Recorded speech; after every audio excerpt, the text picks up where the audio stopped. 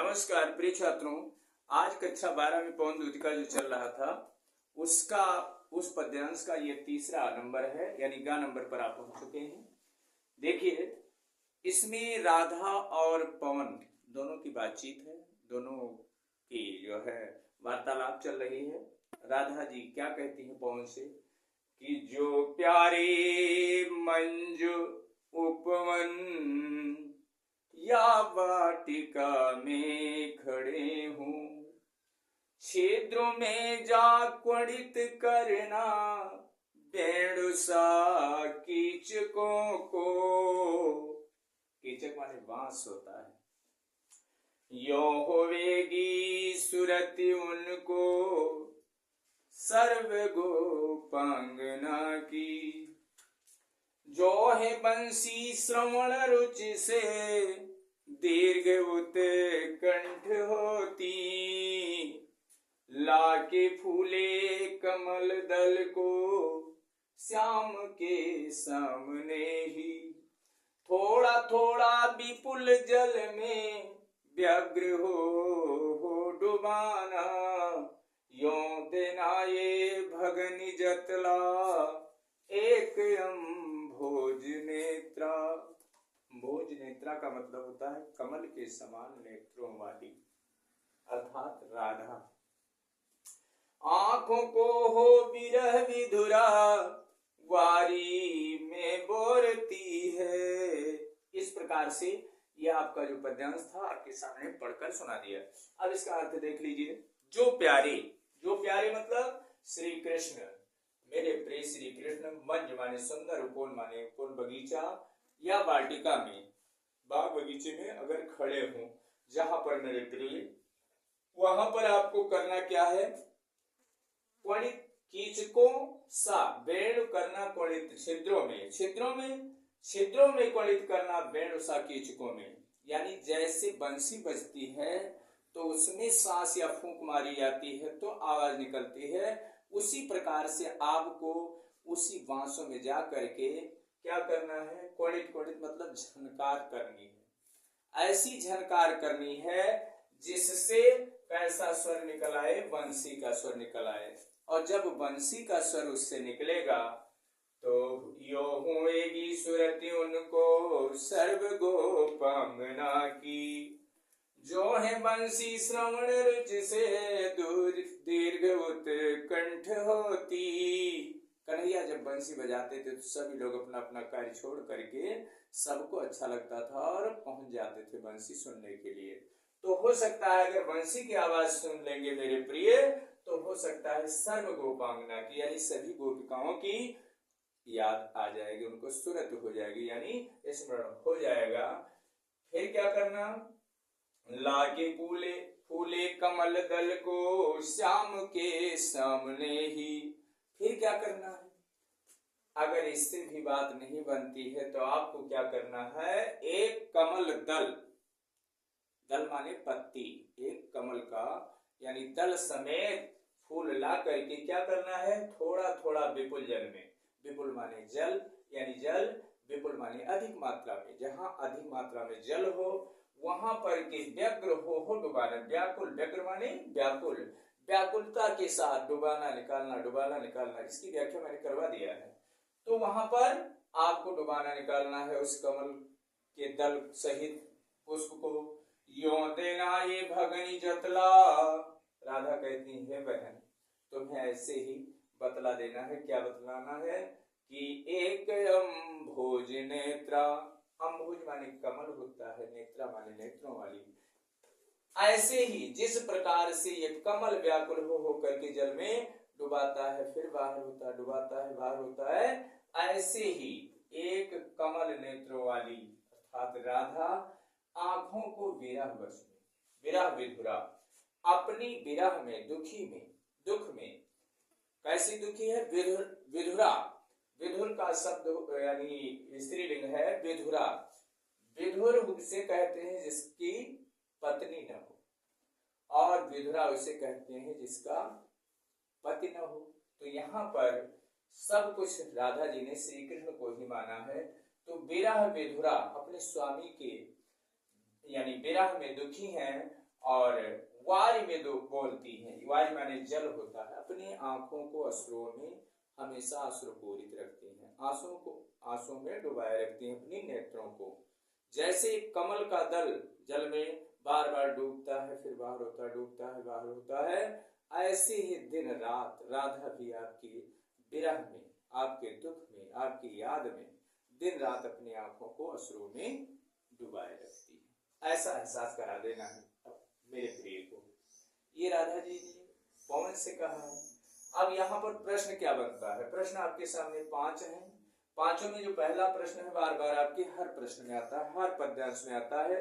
तो आप इसको चाहे तो लिखें या अन्यथा नहीं लिखें, कोई दिक्कत नहीं, आप लिख लेंगे। अगर नहीं जानते हैं तो वीडियो में अगले वाले भाग में आप देख लीजिएगा, पहले वाले भाग में जाकर के वीडियो में देख लीजिए। अब यहाँ पर उत्तर नंबर 1 डाल लीजिए। उपयुक्त पद्यांश के शीर्षक लिखिए। उपयुक्त पद्यांश का शीर्षक, उपयुक्त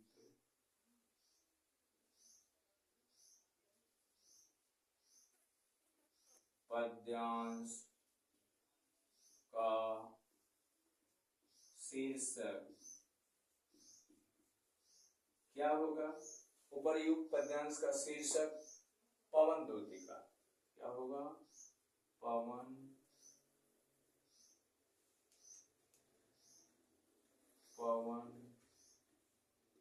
दूतिका।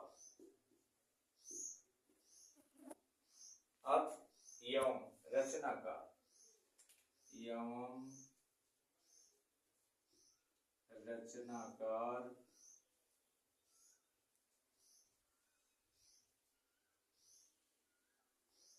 अयोध्या सिंह उपाध्याय, अयोध्या सिंह उपाध्याय,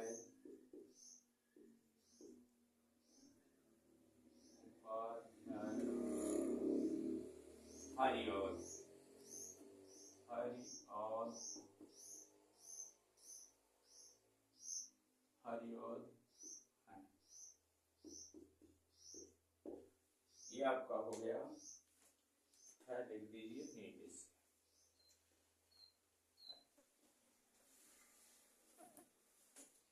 उपर्युक्त पद्यांश का शीर्षक पवन दूतिका एवं रचनाकार अयोध्या सिंह उपाध्याय, हरिऔध। ये आपका 2 नंबर आपका कंप्लीट हो गया।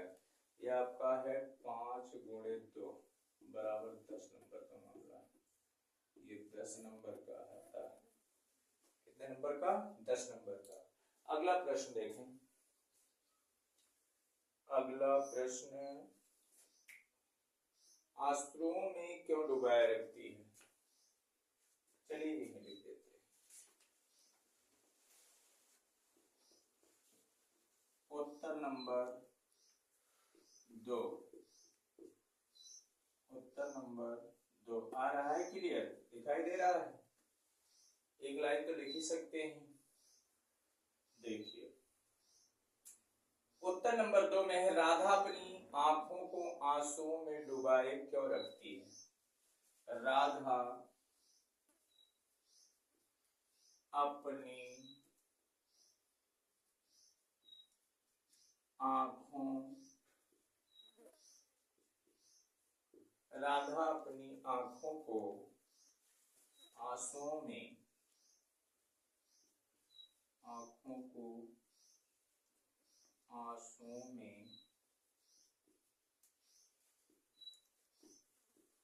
आंसुओं में डुबाए, आंसुओं में डुबाए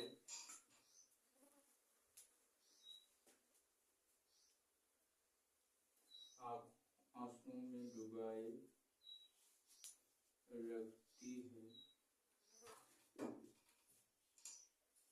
आंसुओं में डुबाए रखती है, आंसुओं में डुबाए रखती है, जिससे रखती है, जिससे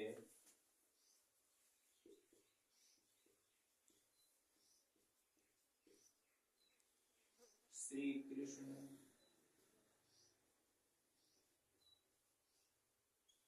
जिससे श्री कृष्ण को उसकी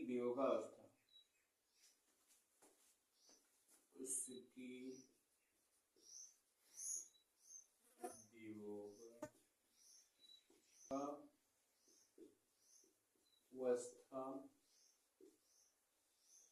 का आभास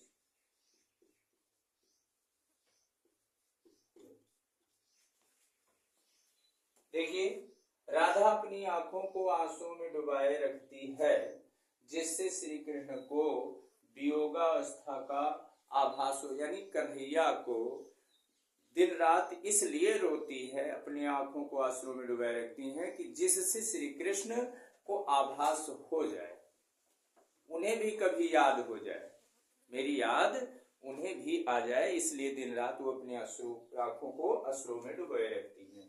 अगला देखें, कवि ने इस पद्यांश में किस प्रसंग को व्यक्त किया है? उत्तर नंबर 3 यहाँ ऊपर लिखें।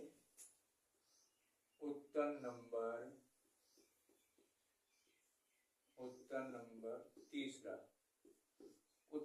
3 में देखेंगे कि प्रस्तुत पद्यांश, उपयुक्त पद्यांश किस छंद में दिए गए हैं? प्रस्तुत पद्यांश में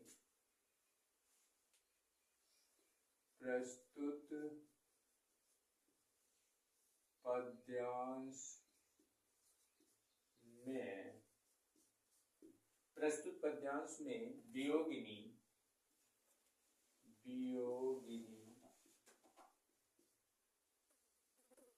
राधा, वियोगिनी बाला राधा के दुख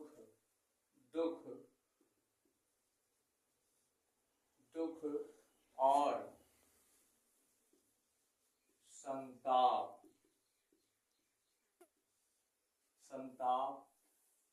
को व्यक्त किया गया है। देखिए, प्रस्तुत पद्यांश में वियोगिनी बाला राधा के दुख और संताप को व्यक्त किया गया है। इस प्रसंग में उनके दुख को व्यक्त किया गया है। अब उत्तर नंबर 4 पर पहुंचते हैं। इसमें उपयुक्त पद्यांश किस छंद में है? तो छंद आप लोग जानते ही हैं, कौन सा है? उत्तर नंबर 4। उपर्युक्त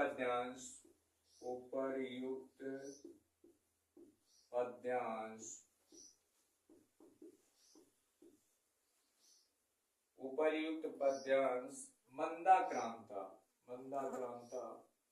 छंद में उपर्युक्त पद्यांश मंदाक्रांता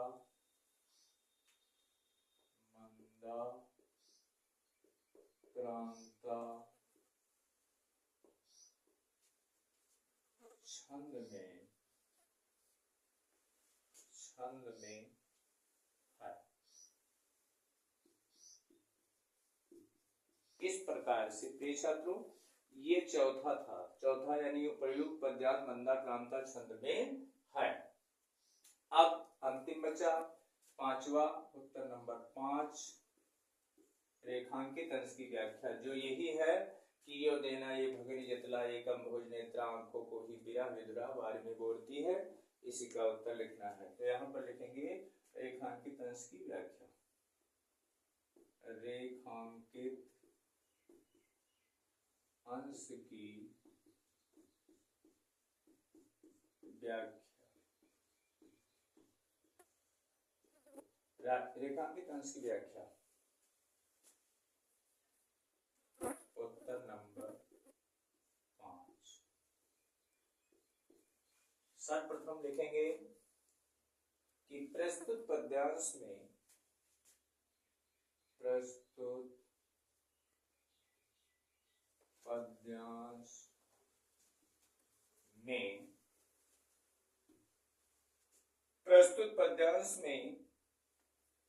राधा पवन, राधा पवन, राधा पवन दूतिका से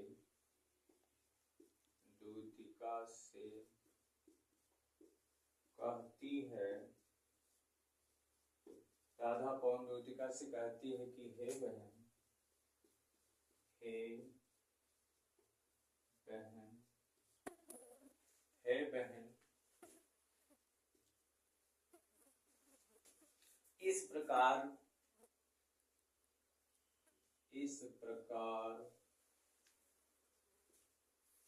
बतला देना, इस प्रकार बतला देना कि कमल जैसी नेत्रों वाली, कि कमल जैसी अंभोज नेत्रा, कमल अंभोज नेत्रा का मतलब क्या हुआ? कमल जैसी नेत्रों वाली, कमल जैसी नेत्रों वाली राधा, नेत्रों वाली राधा, अंबुज नेत्रा कमल नेत्रों वाली राधा, आपके वियोग में, आपके वियोग में, आपके वियोग में दुखी, आपके वियोग में दुखी होकर